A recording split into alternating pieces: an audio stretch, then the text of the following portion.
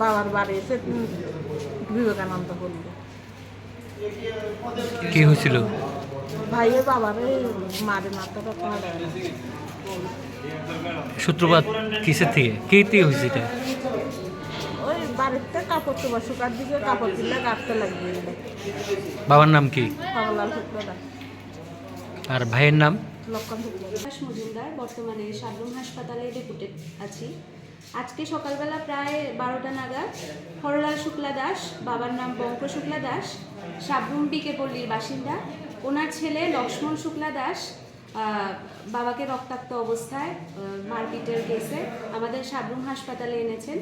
তো হরলাল শুক্লা দাস যিনি আছেন, যাকে ওনার ছেলে লক্ষ্মণ শুক্লা দাস খুব বেদমভাবে বাজেভাবে মেরেছেন, ওনার অবস্থা এখন খুবই আশঙ্কাজনক। মাথাতে প্রচুর ইনজুরি আছে। আমরা সব কিছু পরিমাণ পর্যাপ্ত সব ট্রিটমেন্ট দিয়ে ওনাকে আমরা আপাতত শান্তিরবাজার ডিস্ট্রিক্ট হাসপাতালের উদ্দেশ্যে রেফার করলাম আর কি।